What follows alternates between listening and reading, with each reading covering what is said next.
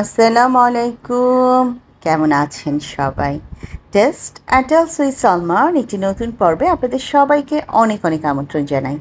আশা করছি কাছে দূরে যে যেখান থেকে আমাকে দেখছেন সবাই অনেক বেশি ভালো আছেন। আলহামদুলিল্লাহ, আল্লাহর রহমত আপনাদের সবার দোয়ায় আমি ও আমার পরিবার আমরা সবাই অনেক ভালো আছি। একটু ব্যস্ততাময় সময়ের মধ্য দিয়ে ভিডিওটা শুরু করলাম।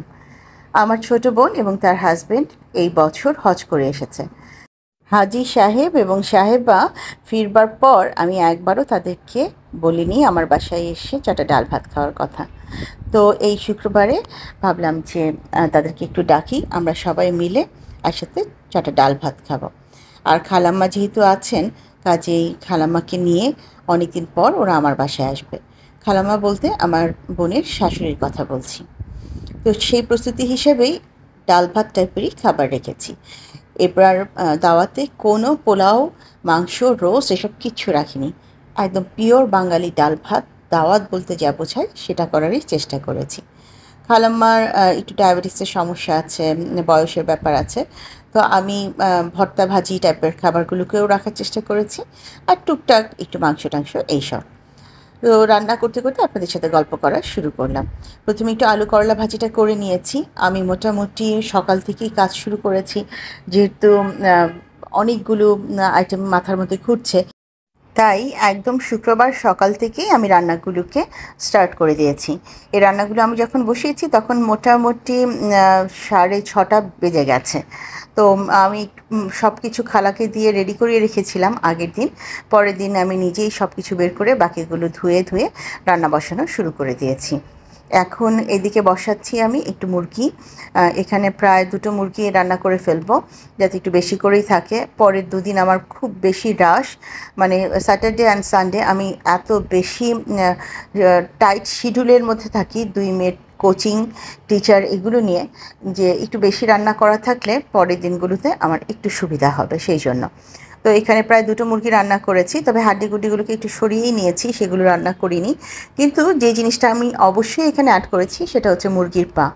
আমরা 2 বোন, মানে আমি এবং আমার ছোটো বোন, মুরগির পা খেতে খুবই পছন্দ করি। অনেকেই হয়তো এটা নিয়ে নাক সিটকাবেন, বলবেন এই মা মুরগির পা খাচ্ছ?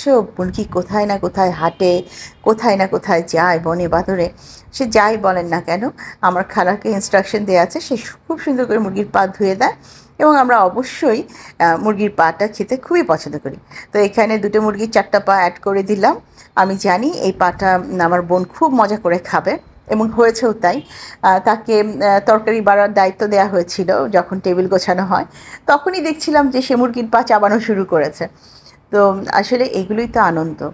অনেক দিন পর ছোটো বোন এসেছে আমার বাসায়, আমার আলাদা রকমের আনন্দ কাজ করছিল, সত্যি কথা যেটা। ও হজে যাওয়ার আগে একবার জাস্ট আমার সাথে দেখা করে গিয়েছিল, তারপর তো হজ থেকে ফিরে এসে আর সময় সুযোগ হয়নি।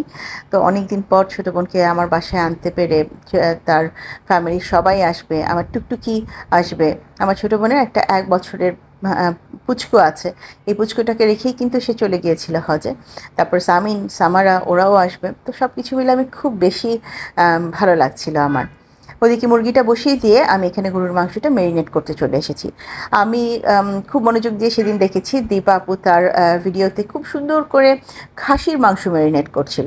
তো সেটা দেখে আমার মুখে পানি চলে এসেছিলো। তো আজকে ভাবলাম আমি একটু মাংসটা ম্যারিনেট করে ঘন্টাখানেক রেখে দেবো, তারপর ধীরে সুস্থে রান্না বসিয়ে দেবো।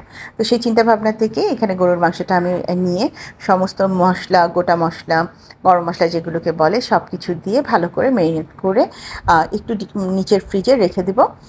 ঘন্টাখানেক ম্যারিনেট করে রাখার পর আবারও আমি এটাকে রান্না শুরু করব। তো এখানে বাটা মশলাগুলো আগে দিয়ে দিচ্ছি, তারপর গোটা মশলা দিব এবং গুঁড়ো মশলা দিয়ে সব কিছু দিয়ে ভালো করে আমি এটাকে মেখে রেখে দেব। আমি ঈদের সময় দেখি আমার মা হাতে মাখানো গরুর মাংস, প্রথমবার যে মাংসটা বসায় ডেকচিতে সেটা হচ্ছে হাতে মাখানো থাকে। আর আমিও চেষ্টা করি মাঝে মাঝে হাতে মাখানো, মাঝে মাঝে মশলা কষিয়ে দেয়া, দুটো করতে। তবে আমি দেখেছি হাতে মাখানো তরকারি কিন্তু বেশ ভালো লাগে। গ্রামের বাড়িতে যখন খালামুনি কিংবা নানু, এমনকি আমার শ্বশুর বাড়িতেও আমি দেখেছি যে হাতে মাখানো তরকারিগুলো যখন রান্না হয় অন্যরকম মজা। আমি খুব ভালো বাবুর্চি না, রান্না বান্নায় আমি একেবারেই অদক্ষ, মূর্খ টাইপের মানুষজন। কিন্তু তাদের খাবারগুলো যখন আমি চিন্তা করি কিংবা তাদের রান্নার প্রসেসটা যখন খেয়াল করি, চেষ্টা করি সেভাবে টুকটাক করে হলেও সেটা অ্যাপ্লাই করতে। তো সেই অ্যাপ্লাই করতে করতেই মাশাআল্লাহ এখন একটু একটু রান্না শিখে ফেলেছি। মূলত রান্নাটা আমি ভালোভাবে শিখেছি দেশের বাইরে গিয়ে। যতদিন দেশে ছিলাম রান্না করতাম, কিন্তু সেটা হচ্ছে চলায়েবল টাইপের। বাট এখন রান্নাটা আমি বুঝে সুঝেই করি। আর দেশের বাইরে গিয়ে আমার লাইফে আমি অনেক কিছু শিখেছি, অনেক কিছু বুঝতে পেরেছি, বিশেষ করে সংসার করার ক্ষেত্রে। যারা আমার প্রথম দিককার ভিউয়ার আমার চ্যানেলে, তারা জানেন যে আমি খুব বেশি সংসারী ছিলাম না। কেরিয়ার, পড়ালেখা, চাকরি এসব নিয়ে একটু বেশি ফোকাস ছিল আমার। তো আমি সবসময় চেষ্টা করতাম ৩ জন ৪ জন কাজের লোক রাখতে। এবং সে সময় আমার লাইফস্টাইলটা খানিকটা সেরকমই ছিল। আমার একটা আলাদা ক্লিনার ছিল, একটা বাবুর্চি ছিল, সবসময় বাচ্চাদের পাশে থাকার জন্য একটা ছোট মেয়ে ছিল। এরকম আমি ৩-৪ জন রেখে নিতাম। আর সেভাবেই যখন আমার খুব স্মুথ একটা লাইফ চলছিল, তখনই আমরা ডিসিশন নিই যে আচ্ছা আমরা কিছুদিন দেশের বাইরে থাকবো। এবং সেই ডিসিশন থেকেই ২০২০ সালে আমি ভুটানে চলে গিয়েছিলাম আমার হাজব্যান্ডের সাথে পরিবার নিয়ে। তো ওখানে গিয়ে প্রথম যে জিনিসটা আমি ফেস করলাম, ওমা আমি তো অনেক কিছুই জানি না, অনেক কিছুই পারি না। হ্যাঁ, আমি রান্না করে খাওয়াতে পারি, সেটা চলায়েবল, বাট এমন না যে আমি অনেক কিছু পারি। তো তারপর ধীরে ধীরে আমি অনেক কিছু শিখলাম এবং সেগুলো অ্যাপ্লাই করা শুরু করলাম সংসারে। এখন মোটামুটি বলা যায় যে আমি অনেক কিছু পারি। আর এর মধ্যে আশীর্বাদ হিসাবে আসলো আমার সব প্রিয় আপুরা ইউটিউবে, যাদেরটা দেখে দেখে আমি আর অনেক কিছু বুঝতে পারলাম। আমার প্রথম দিককার ভিডিও দেখে অনেকেই হাসাহাসি করবেন, আমি কোনো কিছুই সেই সময় ভালো করে পারতাম না। তো তারপর যখন দীপা আপু আসলো, শারমিন আপু আসলো, অন্য অনেক আপুরা আসলো, তাদের রান্না করা, তাদের ভর্তা, তাদের কাজ, ঘর গোছানো, তাদের সমস্ত কিছু দেখে আমি অনেক বেশি ইন্সপায়ার্ড হতাম এবং চিন্তা করতাম এভাবে তো আমিও করতে পারি। এবং সেখান থেকেই কিন্তু আমার ইউটিউবিংয়ের এই যাত্রাটা। হ্যাঁ, আমি ইউটিউবে এসে এই আপুদেরকে পেয়েছি, বাট কাজের ফিনিশিং, ফাইনেস্ট কাজ শিখেছি আমি তাদের ভিডিও দেখে। এই কথাগুলো স্বীকার না না করলে অকৃতজ্ঞতা হয়ে যাবে। আর একটা কথা বলি, সেটা হচ্ছে আমরা কাউকে না কাউকে দেখে শিখি। ভালো জিনিস শিখি, খারাপ জিনিস শিখি, সব কিছুই শিখি। আমি সবসময় পজিটিভ সাইডটাই শেখার চেষ্টা করি। আমি চেষ্টা করি যে কারো কাছ থেকে ভালো কিছু শেখার। এবং এসব ভালো কাজ শিখি আমি। এই মুহূর্তে যদি বলেন যে কাদেরকে খুব ভালো করে ফলো করি, তাহলে বলবো জ্যোৎস্না কাজল আপুকে আমি অনেক ভালো করে ফলো করি, হেলেন আপুকে ফলো করি। এরকম অনেক আপু আছে যাদের ভিডিও থেকে আমি অনেক পজিটিভিটি পাই, পজিটিভ ভাইবস পাই। সেখান থেকেও আমি অনেক কিছু শেখার চেষ্টা করি এবং সেখান থেকে শিখতে শিখতে আমি এত দূর এসেছি। আসলে আমি মনে করি মৃত্যুর আগ পর্যন্ত আমাদের শেখার শেষ নেই। আমরা চাইলে অনেক কিছুই শিখতে পারি। অনেক জ্ঞানগর্ভ কথা হয়ে গেল। এদিকে কিন্তু আমার রান্নাও বসে গিয়েছে। ওদিকে মুরগিটা প্রায় এক কষানো হয়ে গেছে। গরুর মাংসটা এখানে আমি বসিয়ে দিয়ে ঘর গোছাতে চলে যাব। এইদিকে রান্নাঘরে সকাল থেকে রয়েছি। গরুর মাংস যখন বসিয়েছি তখন সকাল ৯টা বেজে গেছে। তো ভাবলাম যে এদিকে গরুর মাংসটা হতে থাক, আমি রান্নাটা বসিয়ে অন্যদিকে ঘর গোছাতে চলে যাই। আর এর মধ্যেই এসে একবার নাড়াচাড়া দিয়ে গেলাম গরুর মাংসটা, কারণ অন্য চুলায় আমি আবার আমার বাসার লোকজনদেরকে ডেকে তুলে নাস্তা খেতে দিয়েছি। মানে শুক্রবার সকালটায় সবাই দেরিতে উঠে, ঘর গোছানোটাও শুরু হয় দেরিতে, নাস্তার ব্যাপার থাকে। আর এটা যেহেতু দুপুরবেলার আমার দাওয়াত ছিল, তো আমি একেবারে হিমশিম খেয়ে যাচ্ছিলাম যে কোন দিকের কাজ রেখে কোন দিকে যাব। অন্যদিকে আমি এখানে একটু দুধ জাল করতে দিয়েছি পায়েস করব বলে। আমি আজকে শুধুমাত্র একটা ডেজার্টই করব, সেটা হচ্ছে একটু গুড়ের পায়েস করব। এর বাইরে আর বেশি কিছু করব না। তো এদিকে দুধটা জাল করতে দিয়ে আমি আবার অন্য সাইডের কাজেও চলে যাচ্ছি। একা হাতে সব সাইডের কাজ গোছাতে গিয়ে এত হিমশিম খাচ্ছিলাম, একে তো গরম, তার উপরে হচ্ছে এত সাইডের কাজ। তো প্রথমেই চলে এসেছি ড্রয়িং রুমে। আমি এসে দেখি আমার টিভিটাতে 2টা হাতের ছাপ পড়ে আছে, যেটা দেখে আমি এত বিরক্ত হয়েছি। তো আমি আমার মেয়েদেরকে জিজ্ঞেস করলাম এই হাতের ছাপটা কে দিয়েছে, কার হাতের ছাপ এটা? তো দুজনেই খুব হাসতে হাসতে বললো তুমি মাপ দিয়ে দেখো। আমরা 2 বোন এসে হাতের ছাপের মধ্যে মাপ দিই, তাহলে মাপ দিলেই বুঝতে পারবে এটা কার হাতের ছাপ। তো এসব ফাজলামি নেওয়ার মতন এনার্জি ছিল না। আমি খুব বিরক্ত হয়ে আগে টিভিটা পরিষ্কার করে এই কর্নারটাকে নতুন গাছ দিয়ে আমি গুছিয়ে নিচ্ছি। এই গাছগুলো যখন বারান্দা থেকে আনতে গেছি তখন ঝুম বৃষ্টি, প্রত্যেকটা গাছের পাতা ভিজে একেবারে টুপটুপ করে পানি পড়ছিল। তো আমি যেটা করেছি, এই টবগুলো রাখার যে কভারটা আছে এগুলোর ভিতরে আমি একটু করে পলিথিন বিছিয়ে তার মধ্যে গাছটা বসিয়ে দিয়েছি। তা না হলে এই কাপড়ের জিনিসগুলো একদম নষ্ট হয়ে যাবে। এদিকে আমি ঘর গোছাতে এসেছি এবং আমার অ্যাসিস্ট্যান্টও চলে এসেছে, তিনি যথারীতি সোফায় বসে আছে।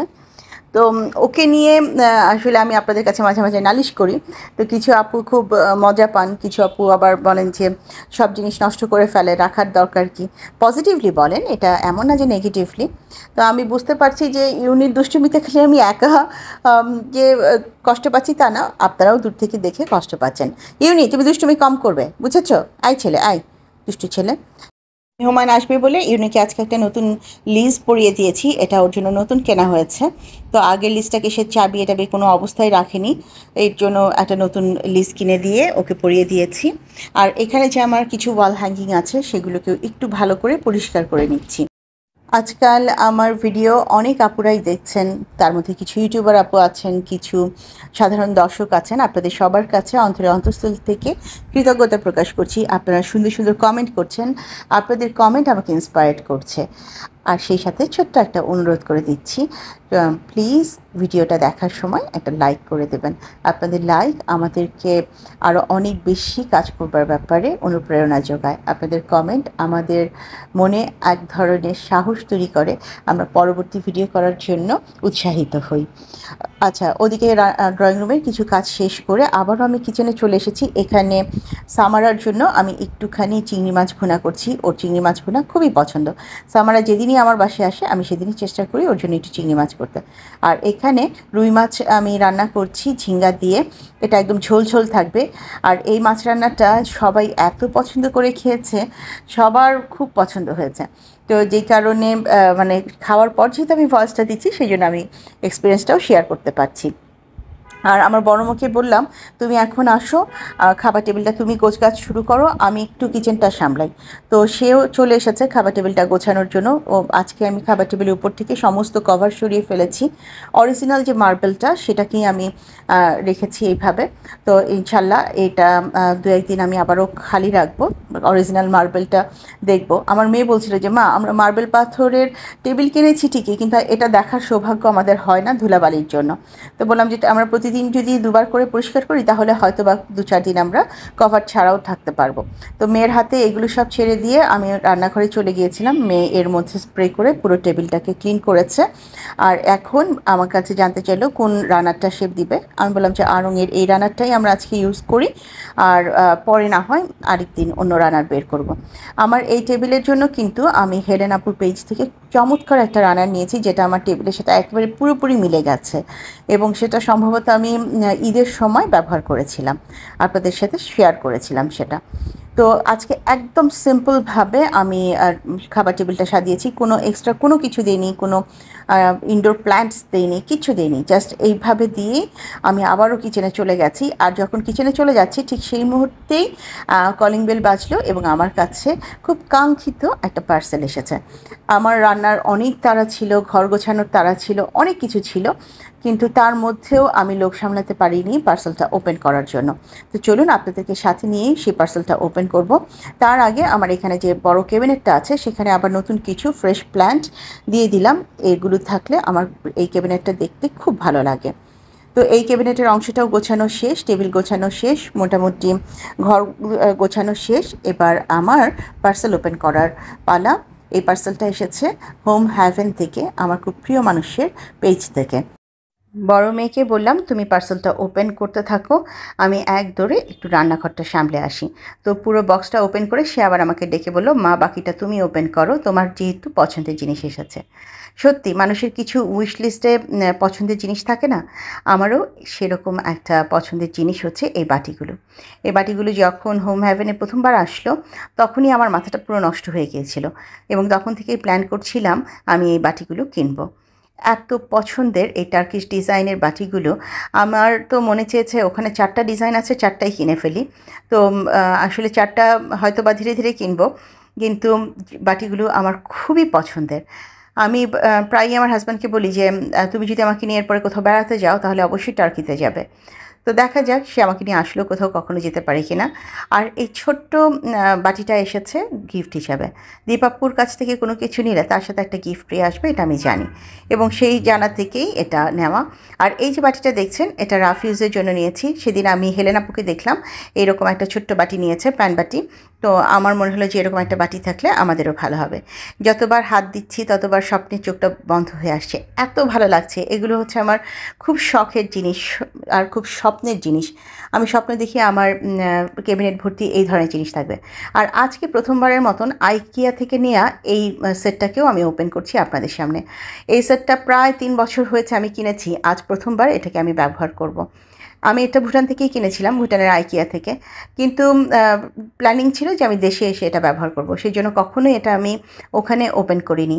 তো আজকে যেহেতু আমার একটু ভর্তা ভাজি টাইপের আইটেম আছে, ভাবলাম আজকে এইটাতেই না হয় খাবার সার্ভ করব। এটা একেবারেই জুম্মার পরের অংশ। আমার মেহমানরা চলে এসেছে, অলমোস্ট 2:45 বাজে। টেবিলে খাবার দিয়ে দিয়েছি। চেষ্টা করেছি অনেক কিছুই করতে। এখানে আছে কচুরমুখী ভর্তা, লাল শাক, আলু করলা ভাজি, নিরামিষ, চিংড়ি মাছ ভুনা, পাবদা মাছ ভুনা এবং রুই মাছের একটু ঝোল। তারপর সালাদ কেটে রেখেছিলাম, আমার বোনকে বলেছি তুমি সালাদটা মাখাও। এই পাশে আছে গরুর মাংস আর আছে মুরগির মাংস। আসলে সেরকম কোনো রিচ আইটেম করা হয়নি, একদম সাদামাটা রাখারই চেষ্টা করেছি, যেহেতু খালাম্মার বয়স হয়ে গেছে। আমরা সবাই এখন আর আগের মতন পোলাও রোস্ট খেয়ে মজা পাই না। তো চেষ্টা করেছি যত সিম্পল আইটেম দিয়ে খাওয়া যায়। আর এইসব হাবিজাবি আইটেম করতে যেয়েই আমার সময়টা বেশি গিয়েছে। তবে এই পুরো রান্নাবাড়ির মধ্যে আমার সিগনেচার ডিশ ছিল কচুরমুখী ভর্তা। জীবনের প্রথমবার এই জিনিসটা বানালেও আমি সাকসেসফুলি ঠিকঠাক মতন বানিয়ে ফেলতে পেরেছি। আর সবাই খেয়ে অনেক প্রশংসা করেছে। আর সেই সময় আমার মায়ের গাছের এই বোম্বাই মরিচগুলো আমার হাতে এসে পৌঁছলো। তো তাড়াতাড়ি সেগুলো বের করে আমি একটু টেবিলে দিয়ে দিলাম। ভাবলাম যে এত ফ্রেশ জিনিস, এইটা একটু আমরা সবাই এনজয় করতেই পারি, যেহেতু আমার মায়ের গাছের থেকে এসেছে। অনেক দিন পর গতকালকে শুক্রবারে আমরা খুব সুন্দর পারিবারিক সময় কাটিয়েছি। অনেক গল্প, আড্ডা, হাসি, মান অভিমান অনেক কিছু হয়েছে। সেই সাথে তো ছিল আমাদের টুকটুকি বুড়ির ঘোরাঘুরি। আর আমার সামিন, সামারা সবাই এসেছিল, আমার বোন, তার হাজব্যান্ড, হাজি সাহেব, হাজি সাহেবেরা এসেছিল। তো সত্যি আমরা অনেক এনজয় করেছি। আর এটা হচ্ছে খাবারের শেষে ডেজার্ট। আমি শুধুমাত্র পায়েস করেছি, বাকি সব কিছু আমার বোনের হাজব্যান্ড এনেছে। আর এই যে আমার টুকটুকি বেগম ঘুরে ঘুরে বেড়াচ্ছে, তাকে আমি ফিডার দিলে সে আমাকে উল্টা ফিডার দিয়ে দিচ্ছে যে তুমি খাও, আমি দই খাবো। এই যে তার হাতে ফিডার দিলে সে ফিরিয়ে দেয়, সে ফিডার খাবে না। তার টার্গেট এই দইয়ের মধ্যে আঙুলটা ঢুকিয়ে দেয়া, তারপর পায়েসের মধ্যে আঙুলটা ঢুকিয়ে দেয়া। সে তার এই চিকন চিকন আঙুল দিয়ে যেখানে পারছে সেখানে ঢুকিয়ে দেওয়ার চেষ্টা করছে। তো আজ অনেক লম্বা সময় আপনাদের সাথে গল্প করলাম, আড্ডা দিলাম। ভুল ত্রুটি কিছু বলে থাকলে ক্ষমা সুন্দর দৃষ্টিতে দেখবেন। যদি ভিডিওর কোনো একটি অংশ আপনাদের ভালো লেগে যায়, কাইন্ডলি লাইক, কমেন্ট, শেয়ার এবং সাবস্ক্রাইব করে আমাকে এগিয়ে যেতে সাহায্য করবেন। যারা প্রথমবারের মতন আমার ভিডিওটি দেখছেন, ভিডিওটি ভালো লেগে গেলে আমার বন্ধু হয়ে আমার পাশে থেকে যেতে পারেন। আজ এই পর্যায়ে থেকে তাহলে বিদায় নিচ্ছি। দেখা হবে আরও একটি নতুন পর্বে। সে পর্যন্ত সবাই অনেক বেশি ভালো থাকবেন, নিজেদের খেয়াল রাখবেন। আল্লাহ হাফেজ এবং আসসালামু আলাইকুম।